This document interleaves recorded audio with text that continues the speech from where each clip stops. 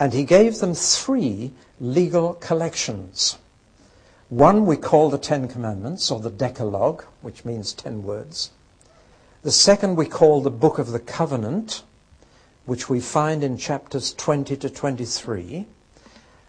And then we have another book of laws in chapters 25 to 31 or 32, which are laws of worship. Now, all these make up the law of Moses and more. There are more in Deuteronomy as well. But the law is not just 10 commandments. It's a whole lot more. There are 613 rules and regulations for the way that to live right before God. But let's start with the 10 commandments. There are 3 basic principles, or 2 that I want to mention. First of all, the principle of respect. All the 10 commandments are based on that principle. Respect for God, respect for his name, respect for his day, and then respect for people, respect for family life, honor your father and mother, respect for life itself, don't murder, respect for marriage, don't commit adultery, respect for people's property, don't steal, respect for people's reputation, don't bear false witness.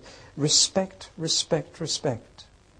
A healthy, holy society is built on respect.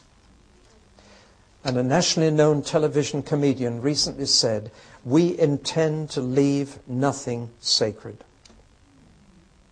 And TV comedy, more than anything else, is destroying respect. Respect for the Queen, respect for authority, respect for the police, respect for the law. We can see in our society what happens when respect disappears. But God's law is based on respect. Loving God and loving your neighbor can be translated respecting God and respecting your neighbor. That's the basic principle behind God's law. It's a law of respect. And loss of respect for God leads you to idolatry. And loss of respect for people leads you into immorality and injustice. So that you can see how the law is made up. It's a good law. Most of the 10 Commandments are about acts and deeds or words. But the last of the 10 is about feelings. It's the only one about the heart. And perhaps that's why Paul once said that he kept all 9, but he couldn't manage the 10th. And the 10th one is, don't be greedy. Don't want what you haven't got. That's the only one concerned with your inner life. The rest are all concerned with behavior. There's a principle about the 10 laws which the Jewish boys and girls learn on their fingers. And the principle is this: if you break one, you've broken them all. Because they belong together like a necklace. And you ladies, doesn't matter where you break a necklace, but if you break it just once, the beads are all lost. And this is a profound principle. They're not 10 separate commandments. They are the law. They're not laws. They're the law. And if you break it at any point, you have broken the law. If a policeman stops me for speeding, it's no use my saying, but I've stopped at every red traffic light this afternoon. So it doesn't matter how many laws you've kept. You've broken the law. And God says this is a whole law, a holistic law, we would say today. You break one, you've broken the lot. It's spoiled. It's in pieces if you break it at any point. Respect, you see, is a whole thing. And you can't have some respect and not others. You either are a respecting person or you're not.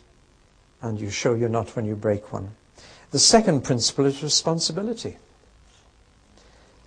And now we are brought up, I'm afraid, on psychology and sociology to believe that people are not responsible for their actions. They're even now trying to say that wickedness is due to a gene.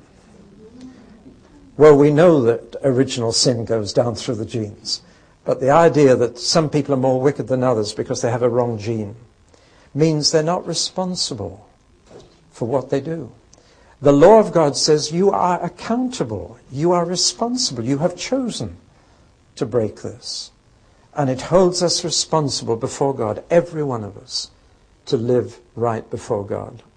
So the two principles of respect and responsibility are written in, and therefore a third principle is also written in, the principle of retribution. There are sanctions in this law. One of them is capital punishment. The death penalty is applied to 18 different sins against God in the law of Moses. Aren't you glad you don't live under the law of Moses? Because breaking the Sabbath, death penalty.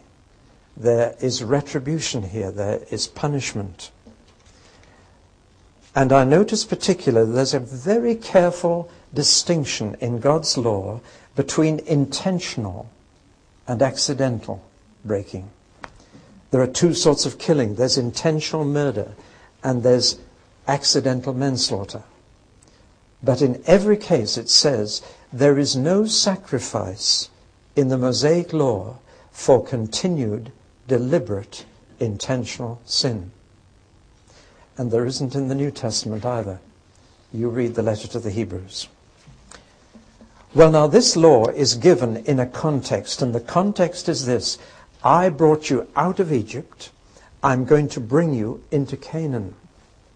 This is how you're to live now.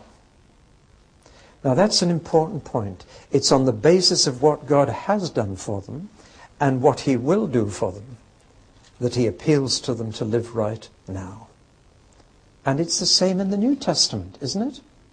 It's on the basis of what God has done for you and what he's going to do for you that he says, now this is how I want you to live now. Without that context, the law becomes a harsh, impersonal, horrid thing. But in that context, it's a good thing.